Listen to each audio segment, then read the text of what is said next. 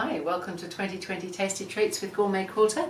We're doing 20 different things this year in 2020 with 20 parts. So it's all pretty much 2020 this year. So we're having a bit of fun at the moment. We're doing some applique in this series. We're doing in the kitchen appliques. As you can see, we've got a whole lot of things that you might find in the kitchen. There's just room for one more here. And that's the last one that we're doing today. We're doing applique number 20. There's more information on the website on GourmetQuilter.com. If you've already signed up to receive the pattern, you'll have something like this that you can download, and then you can trace all your shapes from it. So what we've got here, we're doing a bowl of fruit this time, because I think most kitchens have a nice bowl of fruit in them. So I've already gone ahead and started doing some of it. We're doing fused raw edge applique. I've started placing some of my pieces, my bowl and my fruit.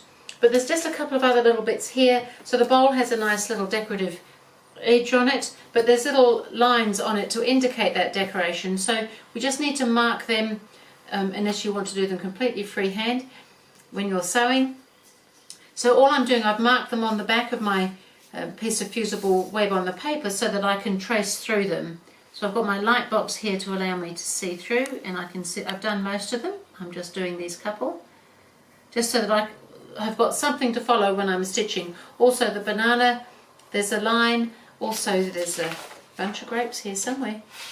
They'll turn up in a minute. So once we've done all that and done all the markings, everything's fine. And here's the grapes on the floor. Here's some grapes. I knew there was some grapes here somewhere. So what I'm doing now is positioning all these shapes. So I've got the bowl first, and then I'm positioning the fruit just above the line of the bowl, because that's all going to be covered with this nice decorative trim that the bowl has. So I've got my banana here, so that's going to come in here. So everything sits within the bowl on the sides. And the grapes go on last because they're just sitting a little bit over that decorative edge. So once everything's positioned like this and got markings ready to go, you can just go ahead and just stitch all the way around all the raw edges and the little bits that we need to stitch in between. So this covers up all those sort of bottom edges of those pieces of fruit and everything. Just keep an eye when you first put the bowl on, make sure that it's sitting fairly central and up enough to allow for some seam allowance. So I think all that's looking pretty good. This apple here has a nice leaf coming out of it, as does this little one here. You can just pop those in place. And then there's the grapes. Again, I've marked where some lines would be to indicate grapes. And this little bunch of grapes, it really just comes just so that there's a little grape sitting on the apple there, I think, really. And it's just kind of just sitting there like a bunch of grapes does, hanging around. So I think that's looking kind of fun, very delicious looking bowl of fruit. Once you're happy with where everything is, you can iron everything in place. And then I'm going to free motion stitch this. So I'm just going to put a stabilizer behind to allow for the free motion stitching so it doesn't all scrunch up. I'm using a piece of lightweight cotton batting for my stabilizer. And now I just need to go to the sewing machine and do all the stitching. So there's a bit of stitching to do on this one. So we've got to make sure that we stitch all these lines that we've drawn so that it looks like a nice decorative edge. We've got to do the banana and the grapes and things. So really it's just a matter of working out a plan of where you want to go with the stitching. But I think I'd like to do most of this decorative edge first, because I like to do the fiddly bits and get them out of the way if I can. So I'm going to start, I'm not sure where I'm going to start here. Yes, I think I'm going to start right on this end little knob of this little decorative bit and come around here. There's a little bit of doubling back involved when you do this sort of work, because it is much easier if you just keep going. So I'm just going to go over this end here, and then I'm going to come back along there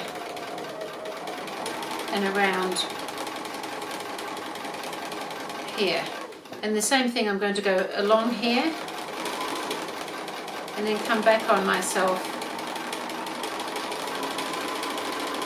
and come up around here. So you can kind of get into a little bit of a routine. Once I've done that curve, I can do the next top curve, then come back on it and come around this edge here onto the next little curve. So every second one basically you're going back on.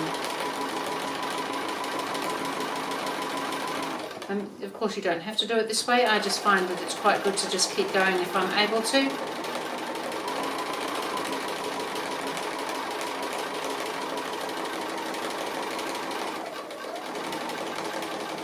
So just take your time, have a little think about where you want to go. So now I'm getting up to these grapes, so I can actually come onto the grapes and do the bunch of grapes while I'm here. And the same thing, there'll be a couple of areas where I'll go back on myself so that I can get around all the grapes.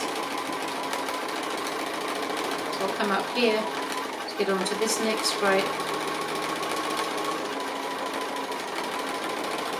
And I can come around here.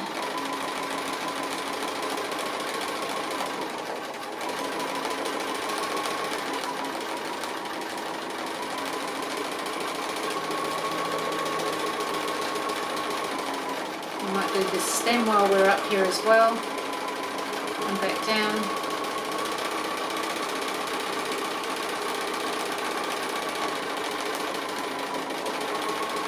So sometimes if you just go over the stitching that you've done, it doesn't really show, but it allows you to get from one place to the next without having to stop and start all the time. And so now I'm down here and I can actually continue on now with my little bit of the decorative edging. So I'll keep going with this and I will come back and show you when I get to the other end. So I'm just about done. I've done all my bowl, I've done most of my fruit. I've just got this last little green apple. And it's got a leaf here, so I'll just go around the leaf as well. It's looking very, very delicious.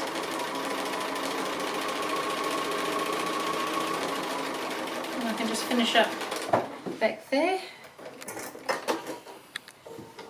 Give it, trim off my thread, give it a quick press, and how amazing is that? A wonderful bowl of fruit. So these kitchen appliques would be so good on gifts. Obviously you could just make a quilt if you like the quilt, but you could make smaller items with different appliques on them. I can think of many things, as well as just having things in the kitchen. So that was the last one. That's the number 20 of the In the Kitchen series of appliques for the 2020 Tasty Treats. Thank you for being with me, and I will see you again with some other series throughout the year. And so that was it for this time. Thank you so much.